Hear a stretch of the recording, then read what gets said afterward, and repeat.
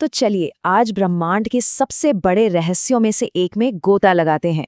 एक ऐसा आइडिया जिसने हमेशा के लिए समय और स्थान के बारे में हमारी समझ को बदल कर रख दिया, आइंस्टाइन का सापेक्षता का सिद्धांत। सोचिए जरा, क्या ये मुमकिन है कि दो लोगों के लिए वक्त अलग अलग रफ्तार से चले? अजीब लगता है ना? लेकिन इस सवाल का जवाब एक बहुत पुरानी पहेली में छुपा है। आखिर रोशनी की रफ्तार क्या है? आइंस्टाइन को समझने से पहले हमें उस एक चीज को समझना होगा जिसने सब कुछ शुरू किया। वो चीज है रोशनी। सदियों तक वैज्ञानिक एक ऐसे किरण के पीछे भागते रहे जिसे पकड़ना नामुमकिन था। ये कहानी सदियों पुरानी है। गैलीलियो जैसे महान वैज्ञानिकों से लेकर रोमर तक सबने इस सवाल का जवाब ढूंढने की कोशिश की। सोचिए, गैलीलियो पहाड़ों पर लालटेन लेकर खड़े थे, ये पता लगाने की कोशिश कर रहे थे कि रोशनी कितनी तेज है, और उन्हें बस इतना पता चला कि ये असाधारण रूप से तेज है। फिर धीरे धीरे टुकड़े जुड़ने लगे। कभी लगा ये कणों से बनी है, तो कभी लगा कि ये एक लहर है। हर खोज इस पहेली को और भी उलझाती जा रही थी। तो अगर रोशनी पानी की लहरों की तरह एक लहर है, तो वैज्ञानिकों ने सोचा कि इसे बहने के लिए एक समंदर की भी तो जरूरत होगी, है ना? एक तरह का कॉस्मिक ओशन। इसी अदृश्य अनजाने से समंदर को उन्होंने नाम दिया ईथर। ये माना जाता था कि ये पूरे ब्रह्मांड में हर जगह फैला हुआ है। अब इस कहानी के बीच में आते हैं सर आइजैक न्यूटन।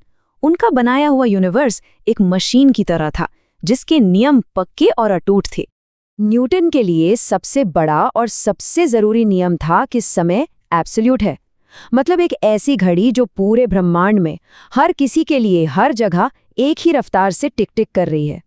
ये सोच उस वक्त की फिजिक्स की बुनियाद थी। मगर फिर साल 1887 में एक ऐसा एक्सपेरिमेंट हुआ जो ईथर को ढूंढने के लिए किया गया था, लेकिन उसने अनजाने में फिजिक्स की पूरी बुनियाद ही हिलाकर रख दी। ये था माइकलसन-मोर्ले एक्सपेरिमेंट, और मजे की बात यह है कि अपने मकसद में बुरी तरह फेल हो गया। वो जो ढूंढने निकले थे वो उन्हें कभी नहीं मिला, लेकिन जो मिला उसने विज्ञान की दुनिया में एक तूफान ला दिया। नतीजे हैरान करने वाले थे।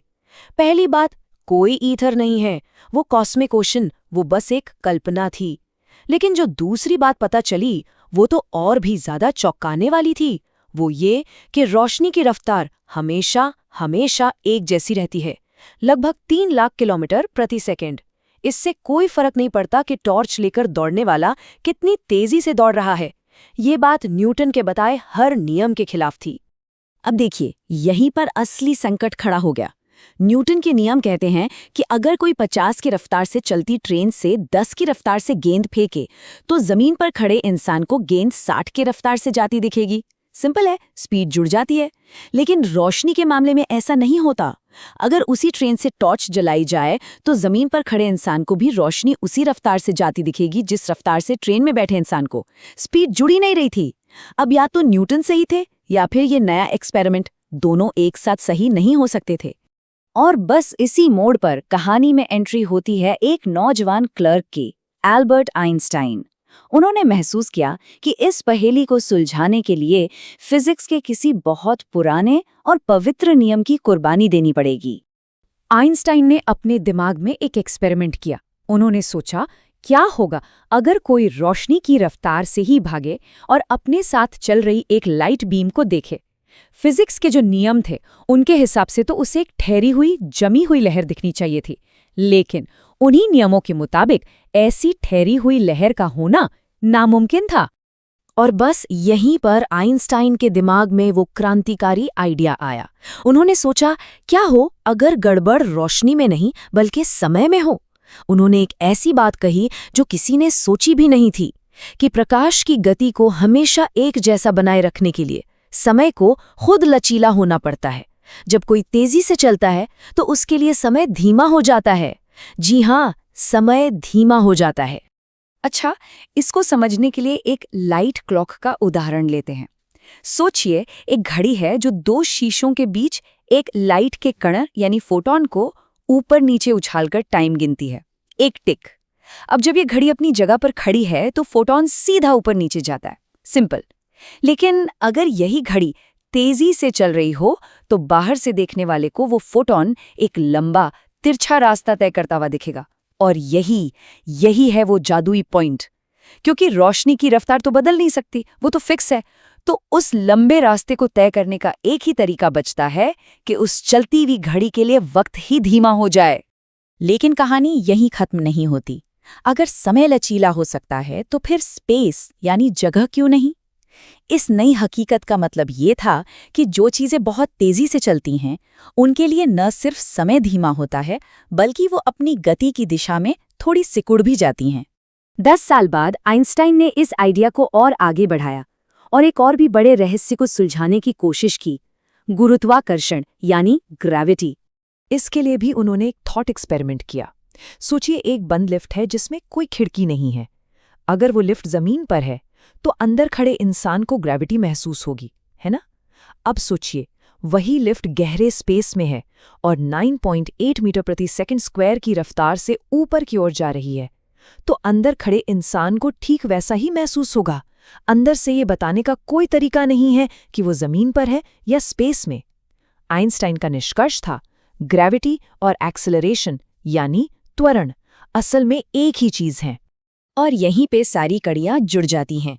अगर एक्सेलरेशन और ग्रेविटी एक ही चीज है और एक तेजी से ऊपर जाते रॉकेट के अंदर रोशनी का रास्ता मुड़ जाता है, तो इसका मतलब तो ये हुआ कि ग्रेविटी को भी रोशनी को मोड़ना चाहिए, भले ही रोशनी का कोई वजन ना हो। ये एक ऐसा आइडिया था जिसने सबको हिला कर रख दिया।